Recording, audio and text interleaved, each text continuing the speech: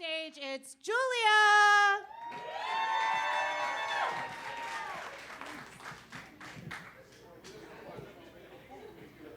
Thank you. This is my cheat meal. Large Hawaiian pizza, garlic knots, spinach dip, huge soda. I'm sure everyone has a cheat meal. Visualize it. That is what I do when I take myself on a solo date. Large Hawaiian pizza, garlic knots.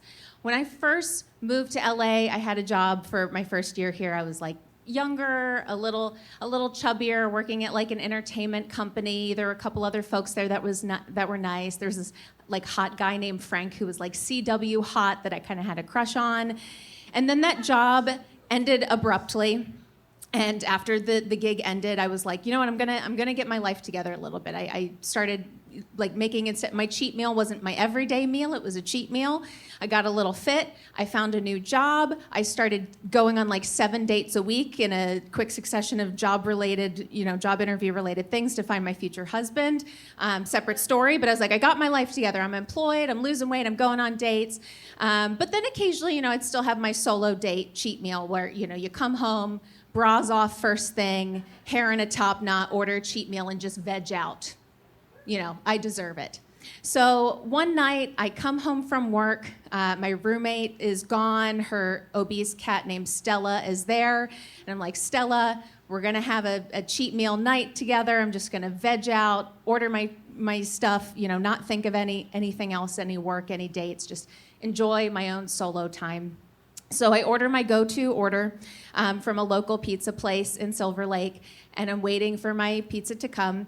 And then the delivery man knocks on the front door, and I'm wearing, the look, no bra, loose-fitting T-shirt from that former employer who laid me off, top knot, just ready to go to town on a carb fest. It's like, and it's this season, which means it's 5 p.m., it's dark. And I'm like, we're hibernating, we're eating carbs. I'm so excited. And I open the door, and before me is Frank, the hot man from my former job, holding pizza, garlic knots, fries. And he looks at me, and he's like, oh my God, Julia, I thought it was your name on the order. And I'm looking at him, and I'm like, oh, it's you. And in my head, I'm like, Frank, I know his name is Frank, but for some reason I can't formulate the word of his name as I see him. I've just forgotten everything. And I look down at myself, and I look at him, and I'm wearing the shirt of the employer who let me go, where I used to work with this man. And he looks so hot. This is how hot Frank is. He played a TV stripper on a well-known Fox TV show. And he wasn't like a goofy, like a stripper as a joke. He played a stripper because he's legitimately hot enough to play a stripper on a Fox TV show. And now he's standing in front of me in his pizza delivery outfit that looks like the beginning of, like a porn because he's so hot. And I'm wearing this shirt. And I'm looking at my shame meal that he's holding in his hands. And he's like, wow, it's so good to see you. You should have let me know, I can get you some extra sodas sometime when you order if you want. And I'm like, I guess to drown my sorrows in? And I don't know how to formulate any words, and I'm just staring at Frank, and that is when Stella, the obese cat, decides to make a run for it. Because she's so uncomfortable from how I'm acting that she also wants to escape the situation.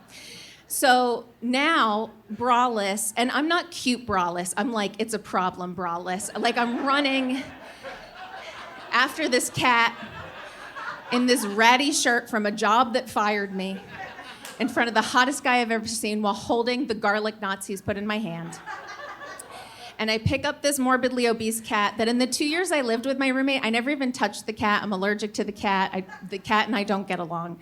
And I hold its wriggling fat body, and I toss it in the apartment, and I turn back to Frank, and I'm like, what you doing?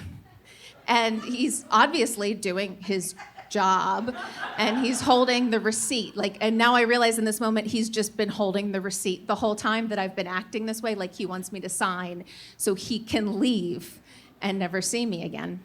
So I attempt to calculate a tip poorly, and I'm just like, I just hope he gives himself as much money as he wants. And we're chatting, and I take the shame meal out of his hands, and then he, is ready to get out of there, and he wraps up the conversation by saying, "And Julia, I've been following you on Instagram, and it's so cool. Like, I can tell you've like really been getting fit over the last year, and just like you look great. Good for you." And I looked down at what was then $30. With inflation, it's probably $65 worth of carbs. After this man compliments my weight loss, and I just say like, "Thanks so much, Frank," and he leaves. And then I turn around and I sit down next to Stella and I put out all of the carbs that I've ordered and I eat every single bite in every single box. Because when I take myself on a solo date, I go all the way. Thank you very much.